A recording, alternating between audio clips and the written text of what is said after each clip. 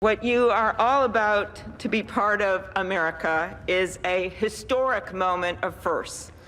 To administer the oath to our first African American, our first Asian American, and our first woman vice president, Kamala Harris, it is my great privilege to welcome to the inaugural stage the first Latina to ever serve on the Supreme Court of the United States of America, Justice Sonia Sotomayor. Ladies and gentlemen, please remain standing for the oath of office, followed by musical honors.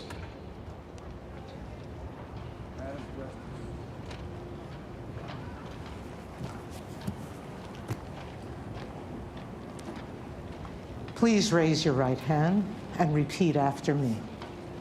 I, Kamala Davy Harris, do solemnly swear I, Kamala Davy Harris, do solemnly swear that I will support and defend the Constitution of the United States that I will support and defend the Constitution of the United States against all enemies, foreign and domestic, against all enemies, foreign and domestic, that I will bear true faith and allegiance to the same, that I will bear true faith and allegiance to the same, that I take this obligation freely, that I take this obligation freely, without any mental reservation or purpose of evasion, without any mental reservation or purpose of evasion, that I will well and faithfully discharge that I will well and faithfully discharge the duties of the office on which I am about to enter. the duties of the office upon which I am about to enter. So help me God. So help me God.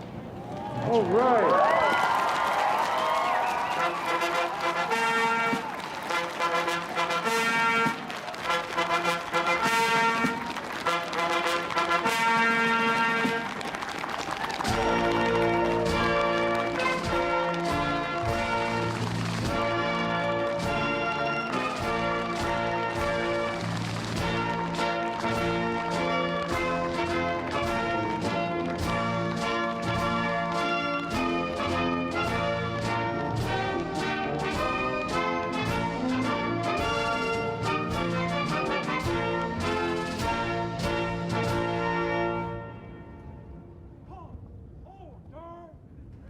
Ladies and gentlemen, please be seated.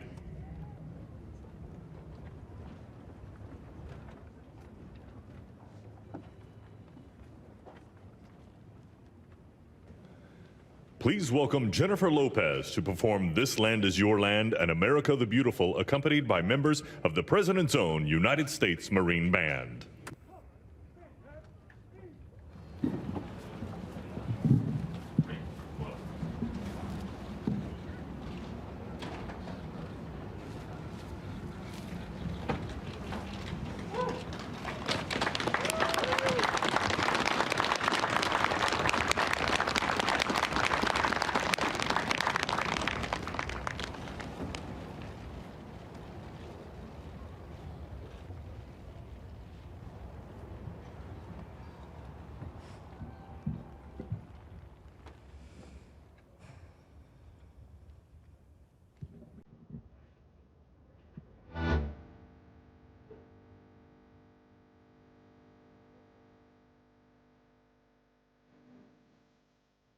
This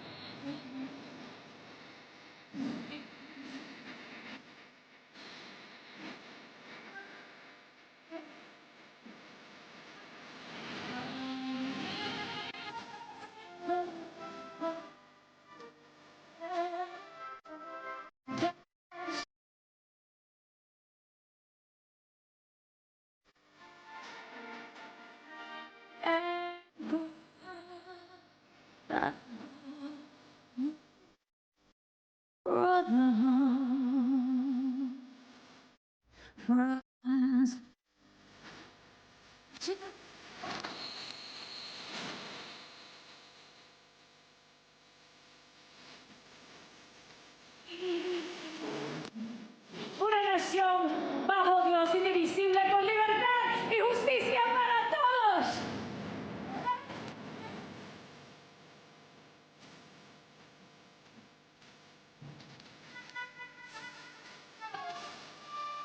This land wasn't made for you.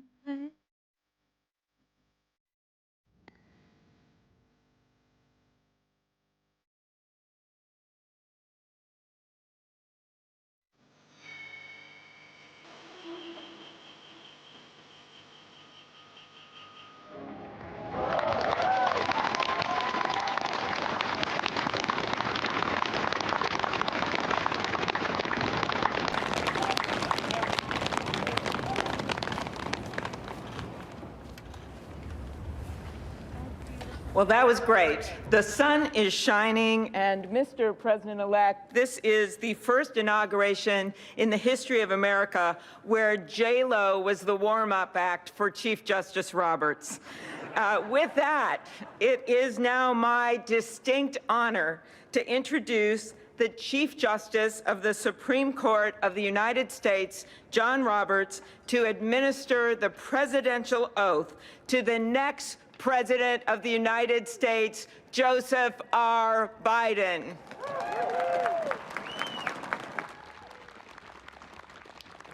Ladies and gentlemen, please stand for the oath of office, followed by musical honors.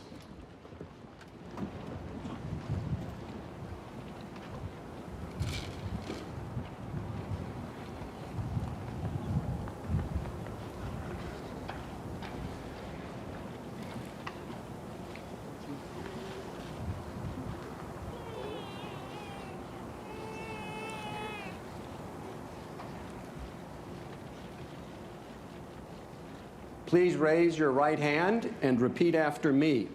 I, Joseph Robinette Biden, Jr., do solemnly swear I, Joseph Robinette Biden, Jr., do solemnly swear that I will faithfully execute that I will faithfully execute the office of President of the United States the office of President of the United States and will, to the best of my ability, and will, to the best of my ability, preserve, protect, and defend preserve, protect, and defend the Constitution of the United States. the Constitution of the United States. So help you God. So help me God. Congratulations, Mr. Thank you. President.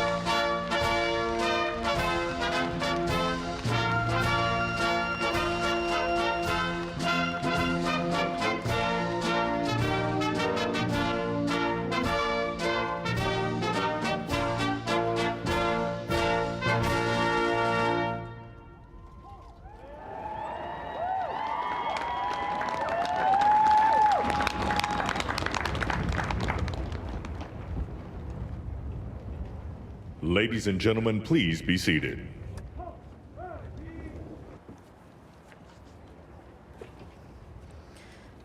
My fellow Americans, a moment we have all been waiting for. It is now my great privilege and high honor to be the first person to officially introduce the 46th President of the United States, Joseph R. Biden, Jr.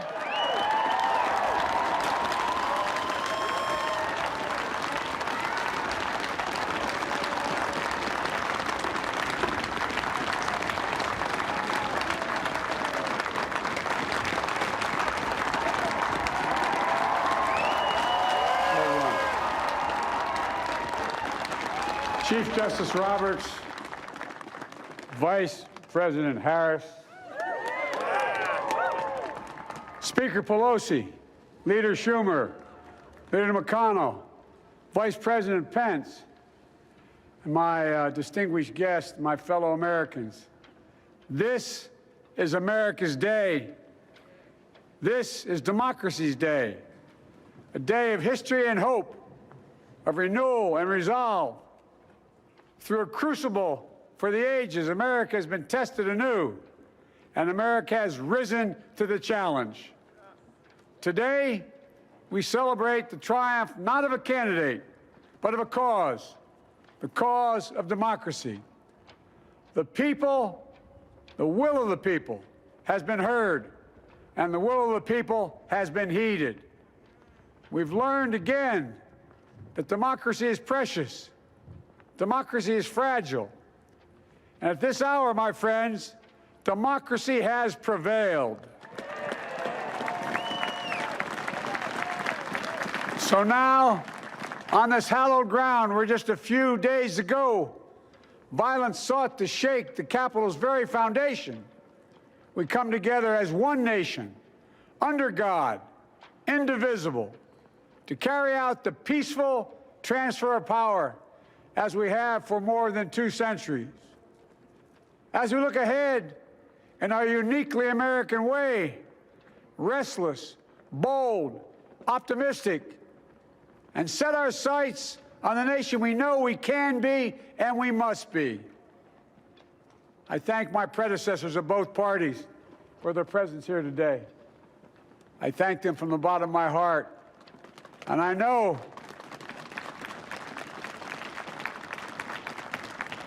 I know the resilience of our Constitution and the strength of our nation, as does President Carter, who I spoke with last night, who cannot be with us today, but whom we salute for his lifetime in service. I've just taken the sacred oath each of those patriots have taken, the oath first sworn by George Washington. But the American story depends not on any one of us, not on some of us, but on all of us, on we, the people, who seek a more perfect union. This is a great nation. We are good people. And over the centuries, through storm and strife, in peace and in war, we've come so far. But we still have far to go. We'll press forward with speed and urgency, for we have much to do in this winter of peril and significant possibilities. Much to repair, much to restore, much to heal, much to build, and much to gain. Few people in our nation's history have been more challenged or found a time more challenging or difficult than the time we're in now. Once-in-a-century virus that silently stalks the country has taken as many lives in 1 year as America lost in all of World War II. Millions of jobs have been lost. Hundreds of thousands of businesses closed. A cry for racial justice, some 400 years in the making, moves us. The dream of justice for all will be deferred no longer. A cry for survival comes from the planet itself, a cry that can't be any more desperate or any more clear. And now, a rise of political extremism, white supremacy, domestic terrorism, that we must confront and we will defeat. To overcome these challenges, to restore the soul and secure the future of America, requires so much more than words. It requires the most elusive of all things in a democracy: unity. Unity. In another January, on New Year's Day in 1863, Abraham Lincoln signed the Emancipation Proclamation. When he put pen to paper, the president said, and I quote, "If my name ever goes down into history It'll be for this act, and my whole soul is in it. My whole soul is in it. Today, on this January day, my whole soul is in this, bringing America together, uniting our people, uniting our nation. And I ask every American to join me in this cause.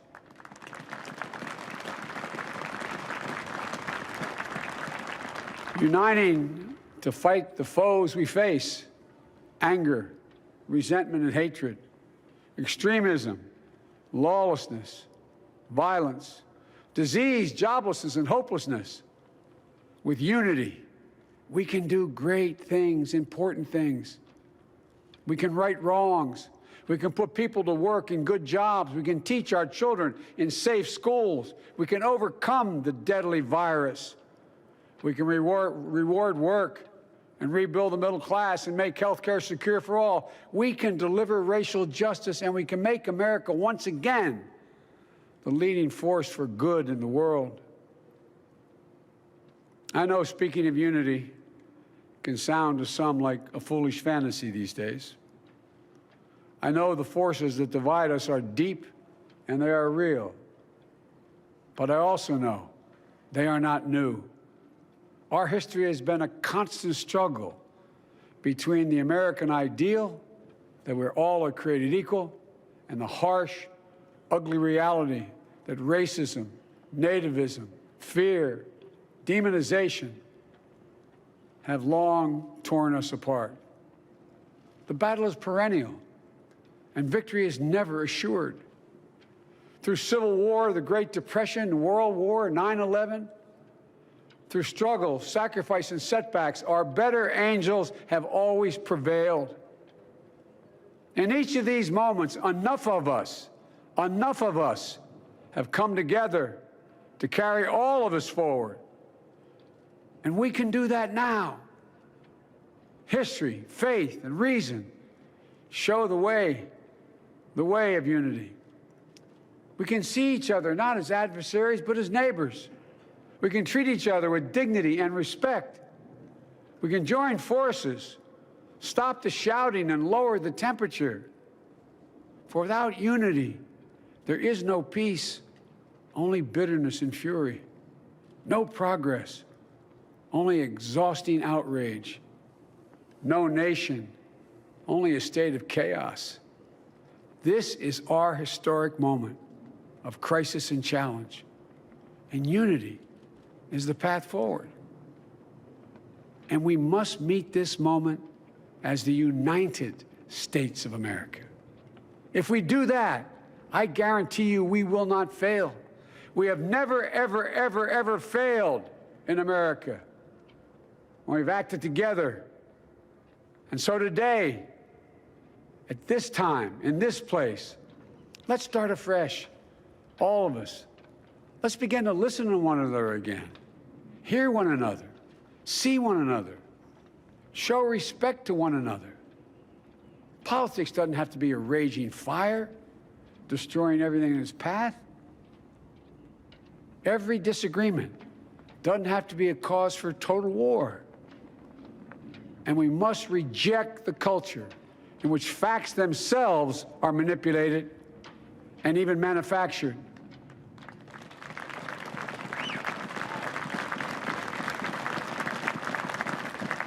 My fellow Americans, we have to be different than this. America has to be better than this.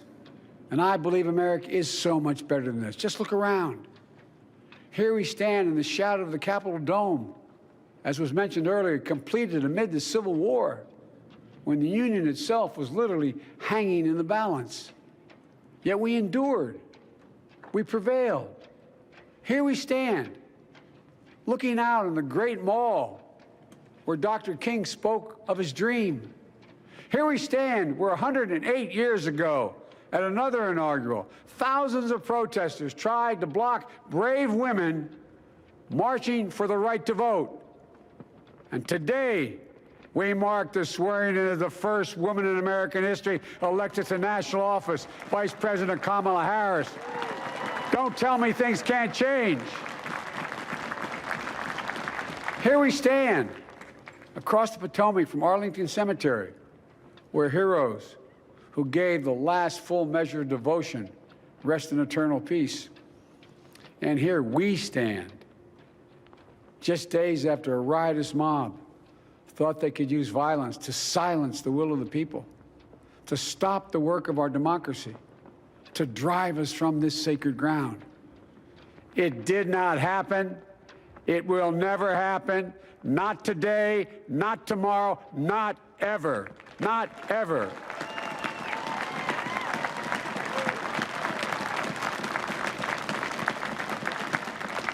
To all those who supported our campaign, I'm humbled by the faith you've placed in us.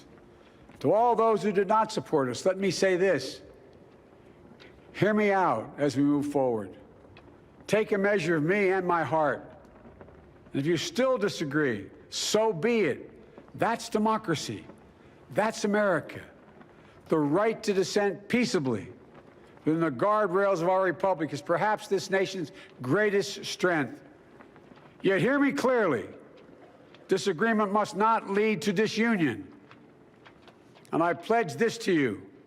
I will be a president for all Americans. All Americans. And I promise you, I will fight as hard for those who did not support me as for those who did.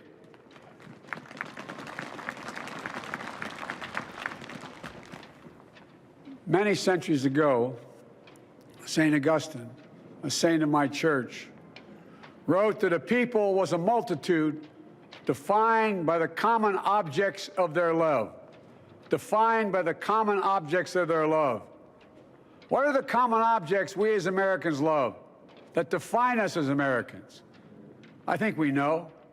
Opportunity, security, liberty, dignity, respect, honor, and yes, the truth. Recent weeks and months have taught us a painful lesson. There is truth and there are lies. Lies told for power and for profit. And each of us has a duty and a responsibility as citizens, as Americans, and especially as leaders. Leaders who have pledged to honor our Constitution and protect our nation, to defend the truth and defeat the lies. Look, I understand that many of my fellow Americans view the future with fear and trepidation. I understand they worry about their jobs.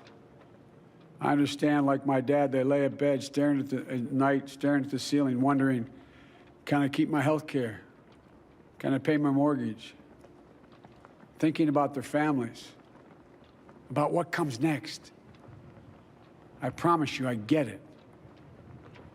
But the answer is not to turn inward, to retreat into competing factions, distrusting those who don't look like you, or worship the way you do, or don't get their news from the same sources you do. We must end this uncivil war that pits red against blue, rural versus urban, conservative versus liberal. We can do this if we open our souls instead of hardening our hearts, if we show a little tolerance and humility, and if we're willing to stand in the other person's shoes, as my mom would say, just for a moment, stand in their shoes. Because here's the thing about life.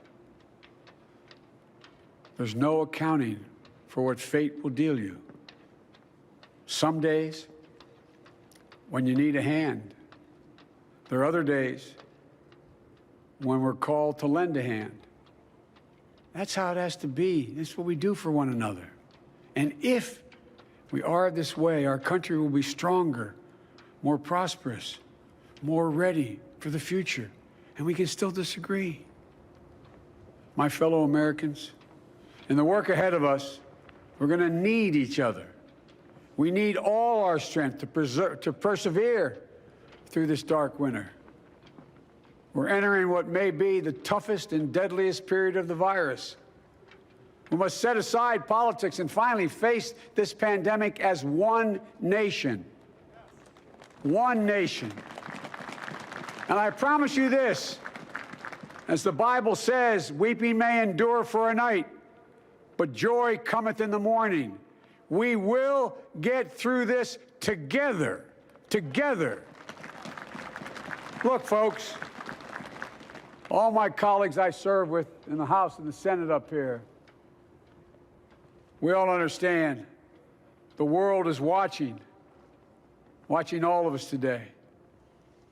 So here's my message to those beyond our borders. America has been tested, and we've come out stronger for it. We will repair our alliances and engage with the world once again, not to meet yesterday's challenges, but today's and tomorrow's challenges. And we'll lead not merely by the example of our power, but by the power of our example.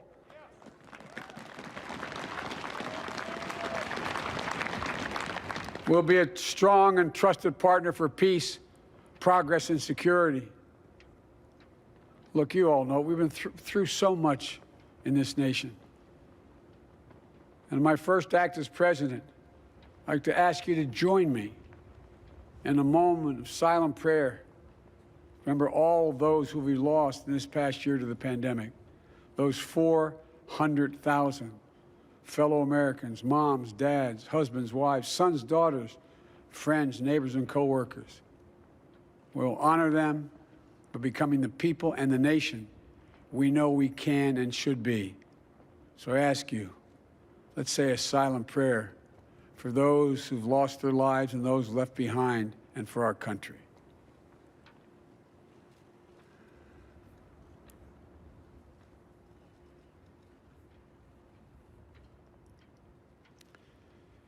Amen. Folks, this is a time of testing. We face an attack on our democracy and on truth, a raging virus, growing inequity, the sting of systemic racism, a climate in crisis, America's role in the world. Any one of these would be enough to challenge us in profound ways. But the fact is, we face them all at once, presenting this nation with one of the gravest responsibilities we've had. Now we're going to be tested. Are we going to step up, all of us? It's time for boldness, for there's so much to do. And this is certain.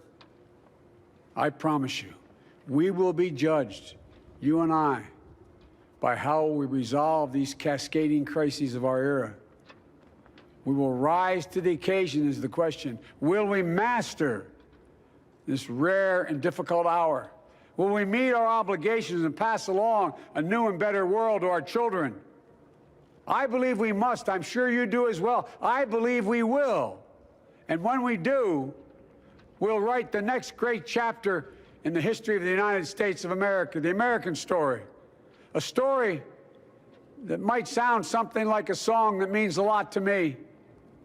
It's called American Anthem. There's one verse that stands out, at least for me, and it goes like this. The work and prayers of century have brought us to this day. What shall be our legacy? What will our children say? Let me know in my heart when my days are through.